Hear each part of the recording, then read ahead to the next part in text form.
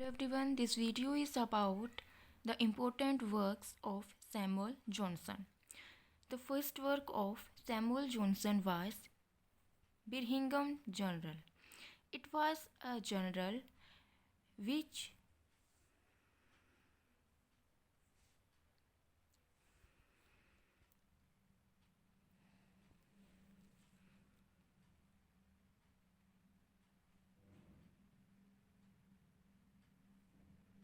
It means कि Chesterfield ने दो एनॉर्मियस ऐसे लिखे थे। एक तो द वर्ल्ड था जिसमें उन्होंने रिकमेंड किया था इस डिक्शनरी के बारे में। तो इसी डिक्शनरी को उन्हीं की इस बात को फिलिप स्टैनफोर्ड की बात को रखने के लिए, चेस्टरफील्ड की बात को रखने के लिए इन्होंने ये डिक्शनरी लिखी थी। सेकेंड इंपॉर्टेंट पॉइंट है dimensions of book were. Dimensions क्या क्या हैं? 18 इंचज़ हैं, इट मीन्स 46 सेंटीमीटर टॉल है, 20 इंचज़ 51 सेंटीमीटर वाइड है। And Johnson himself pronounced the book as Vesta Mole Superbus, proud in its own bulk. The first edition of dictionary contained 42,773 words. Johnson's influence expanded to Britain and their other countries. It means इसका जो प्रभाव है, Johnson का प्रभाव जो है वो expanded हो चुका था ब्रिटेन एंड अदर कंट्रीज में. Work was translated into French and German. There are 3 edition of this dictionary. First edition in 1755, third edition in 1765 and fourth edition in 1733. So here is the second edition. A abridged edition came out in 1756 but it did not features literary quotes.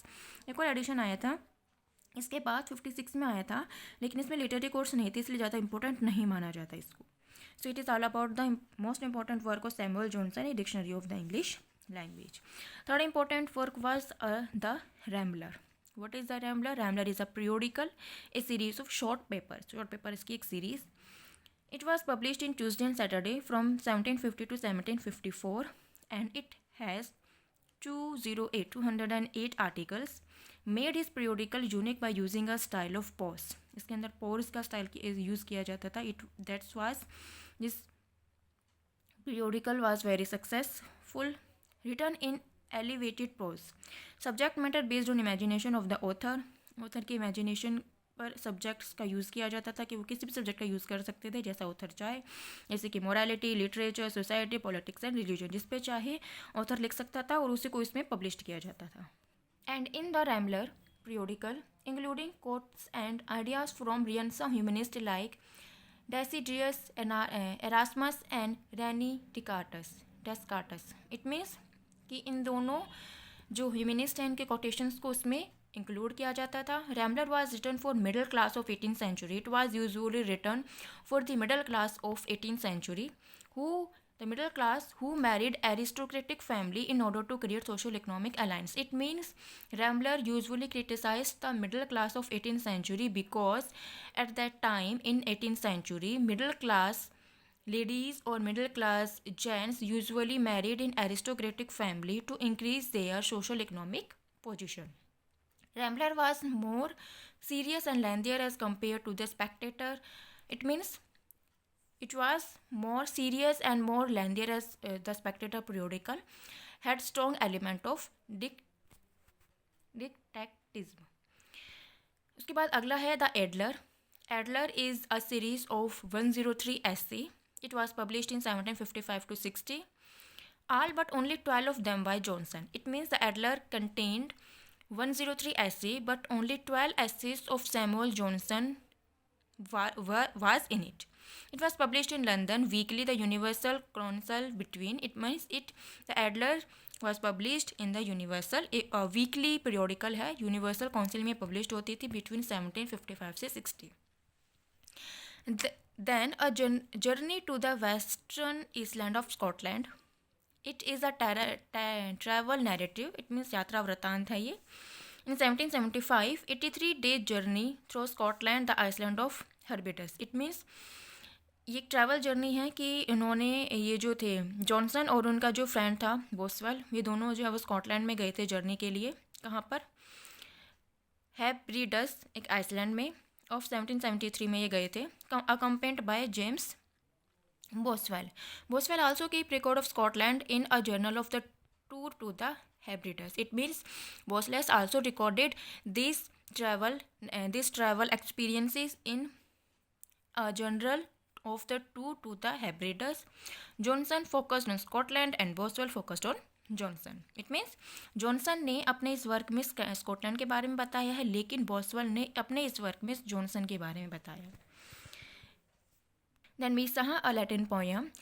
Missa is a poem written by Alexander Pope, which Samuel Johnson translated into Latin. It means it was a poem of Alexander Pope, but Samuel Johnson translated in December 1728. First poem of Johnson and consists of 119 line. It was the first poem. Pope's Missa deals with Virgil's fourth Eulogy, which was said to predict the birth of Christ. It means Alexander Pope की जो मिसाह poem है, इसके अंदर ये बताया गया है कि जो वर्जिल है वो ये बताता है कि जो क्रिस्ट है उसके बर्थ के बारे में बताता है अलेक्जेंडर पोप की पोयम में.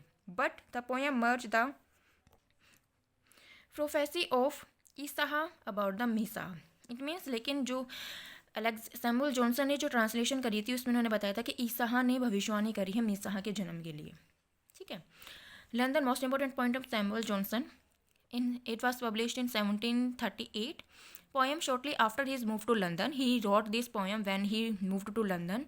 First major work. Poem in 203 lines. It was written in 263 line. It imitates Javelin's third satire. It means it is an imitation of Javelin third satire, expressed by the character Thales as he decided to leave London for Wales. Johnson has fondness for Roman poetics published anonymously. It means जो जेवुलन की third satire एक work है, उसके अंदर जेवुलन ने एक character थील्स के बारे में डिस्कस किया है जो कि लंदन को छोड़कर वेल्स में जाना चाहता है. इसी को इमिटेट किया है सैमुअल जॉनसन ने in the work of his London, और ये एनोनिमसली बिना किसी ऑथर के नेम के पब्लिश्ड हुई है. In Javelin third satire, Umbricius leaving Rome to live in Cuba in order to escape vice and dangers of capital city. Sorry, there is a mistake. London के अंदर Thales के बारे में, London जो poem है उसमें थेल्स के बारे में सैमुअल जॉनसन ने बताया है, जो कि थेल्स के बारे में जो लंदन को छोड़कर वेल्स जाता है. ठीक है. लेकिन जुवेलाइन थर्ड सटायर के अंदर एक करैक्टर है जिसका नाम है एम्ब्रिसियस. वह रोम को छोड़कर जाता है और क्यूबा में रहने के लिए जाता है in order to escape vice and dangers of capital city, क्योंकि कैपिटल सिटी में बहुत ज़्यादा डेंजर है, बहुत ज़्यादा जो है वो गंदगी है, इसलिए वह रोम को छोड़कर क्यूबा जाना चाहता है जेवुलेंस के थर्ड सटायर में. बट इन लंदन में थेल्स लंदन को छोड़कर जाना चाहता है. In Johnson's London Thales travel to Cambria to escape from the problem of London. वह कैम्ब्रिया चला जाता है या वेल्स चला जाता है लंदन की प्रॉब्लम को छोड़कर.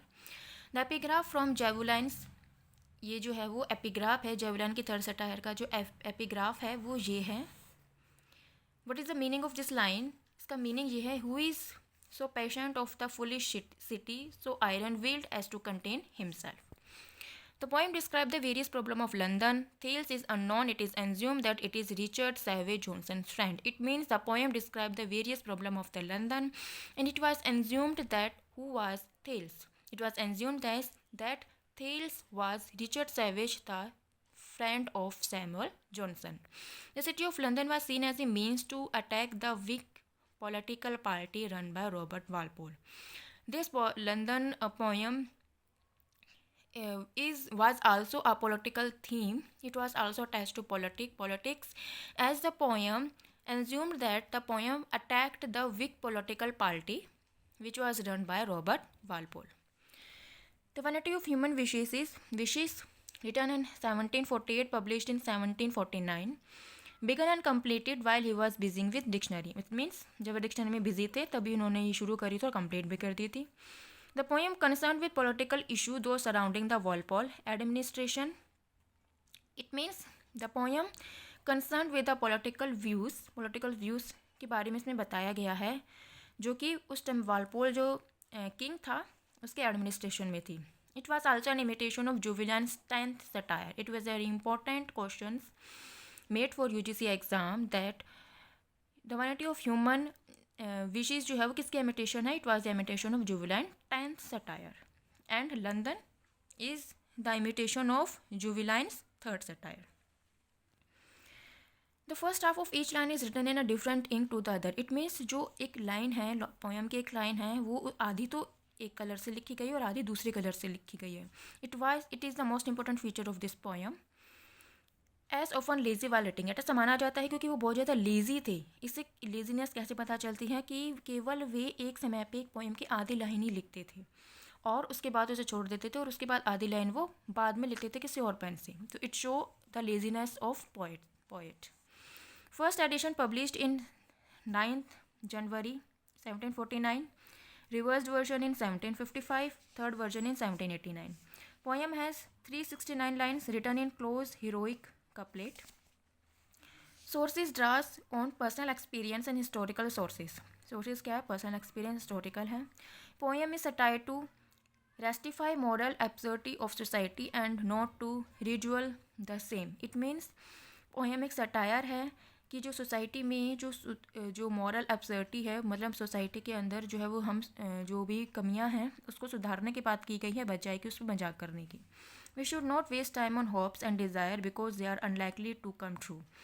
इन this poem it was said that one should not waste his or her time, waste their times in hopes and desire because hopes and desire will not be come true. Too much power only gets in a trouble. If one has so much power, it's only cause trouble. Irene was a play written in 1726 and 49, but it was considered an unsuccessful play. The very most important work of Samuel Johnson is the play of William Shakespeare. It was a dramatic work of William Shakespeare edited by Johnson and George Stephens. He announced his intention to edit Shakespeare's play in Massillus Observation. It means in Massillus Observation, Johnson announced his intention to edit the Shakespeare play. And a full proposal for the edition was published. उसका जो full proposal है वो edit हुआ था full proposal edit हुआ था 1756 में और edition finally published हुआ था 65 में. It means 3 important event हैं. सैमुअल जॉनसन ने अपनी इंटेंशन कि वो शेक्सपियर के प्ले को एडिट करेगा वो उन्होंने मैसिलस ऑब्जर्वेशन में बात करी है. प्रपोजल जो था इस वर्क का वो पब्लिश्ड हुआ था 56 में और ये फाइनली पब्लिश्ड कब हुआ था ये वर्क इन 1765 में. इन द प्रीफेस में he try to justify the language of Shakespeare play. वह शेक्सपियर के प्ले की जो लैंग्वेज है उसको जस्टिफाई करना चाहता है because Shakespeare's play the language of Shakespeare's play is very difficult to understand. He believe that the style of Shakespeare was reflects ungrammatical and obscure and need to correct this problem. वही preface में उन्होंने ये बात करी है कि Shakespeare का जो लैंग्वेज है जो स्ट्रक्चर है वो अनग्रामेटिकल है, obscure है और उसको करेक्ट करने की ज़रूरत है. And this become an issue in his proposal. और प्रपोजल में यही चीज़ सामने आई है. Johnson decided to begin on a single play Macbeth. उन्होंने इस काम को मैकबथ के प्ले से शुरू किया है. Johnson study the Shakespeare's play in 9 year. इसके लिए उन्होंने शेक्सपियर्स के प्ले को 9 साल तक स्टडी करी और उसके बाद ये वर्क कंप्लीट हुआ है. The work divided into 3 parts में उन्होंने इसको पब्लिश किया है. सबसे पहले है Shakespeare general nature and excellency, Shakespeare के faults and 3 unities. Miscellaneous observation contain many of Johnson's early thought and theories on Shakespeare. It means इनके इस वर्क के अंदर जॉनसन की जितनी भी अर्ली थॉट्स हैं, थ्योरीज हैं, उनको इसमें बताया गया है. एट द एंड, इसके एंड में क्या है, Johnson announce that he would produce a new edition of Shakespeare as I have. जैसे कि मैंने भी बताया है कि मैसिलियस ऑब्जर्वेशन में उन्होंने अपनी इंटेंशन के बारे में बताया है. तो इसमें उनकी जो थ्योरीज हैं, जो थॉट्स हैं, उसके बारे में बताया है. और ये जो ऑब्जर्वेशन है इसके लास्ट में उन्होंने बताया कि वह शेक्सपियर के वर्क को एडिट करेगा. नेक्स्ट है proposal was published on 1756. He reprinted his miscellaneous observation. उन्होंने ये जो miscellaneous observation है उसको उन्होंने दोबारा से रिप्रिंटेड किया था और अटैच्ड किया था उसका प्रपोजल के साथ. इस जो उन्होंने पहले इसको अलग से पब्लिश किया था फिर उसको दोबारा से पब्लिश करके प्रपोजल के साथ अटैच्ड किया था. और पूरा का पूरा जो एक टाइटल बना था वो था proposal and proposal for printing by subscription the dramatic works of William Shakespeare corrected and illustrated in 1756. He signed a contract to edit an 8-volume set of Shakespeare writing including a preface. In proposal, Johnson described the various problems with previous edition of Shakespeare and argued that new edition would correct this problem. In proposal में Johnson ने बताया है कि Shakespeare की जो work है उनके previous addition में क्या प्रॉब्लम थी और इन प्रॉब्लम नए एडिशन में वो प्रॉब्लम किस प्रकार से दूर हो जाएंगी। अब प्रीफेस की बात करें तो प्रीफेस में 4 कंपोनेंट हैं प्रीफेस के। सबसे पहला जो है डिस्कशन की गई है शेक्सपियर के ग्रेटनेस की, दूसरे में faults and weakness of Shakespeare, तीसरे में Shakespeare's play in relation to temporary poetry and drama compare किया गया है, a history of Shakespearean criticism and editing down to the mid 1770। मतलब एक हिस्ट्री है शेक्सपियन क्रिटिसिज्म की, क्योंकि शेक्सपियन के प्लेस या वर्क को जो क्रिटिसाइज़ किया गया है उसकी हिस्ट्री बताई गई है, ठीक है, इस 4th वर्क में। Last work was lives on the most eminent English poet, was published in 1779 to 81, comprising short biographies and critical appraisals of 52 poets। 52 poets English poets को शामिल किया गया है, उसमें बायोग्राफीज़, उनके क्रिटिकल जो वर्क्स हैं उनको इसमें कंटेन किया गया है। Most of whom live during the 18th century में जो थे। In 1740 he began writing individual biographical pieces, the first began devoted to Jean Philippe Barratier, Robert Blake and Francis Drake. It means जो first उन्होंने जो English poets को उन्होंने लिया है वो ये 3 पोइट्स हैं जिन्होंने सबसे पहले उन्होंने जो है वो काम करना शुरू किया था इस वर्क में। So it is all about the works of Samuel Johnson.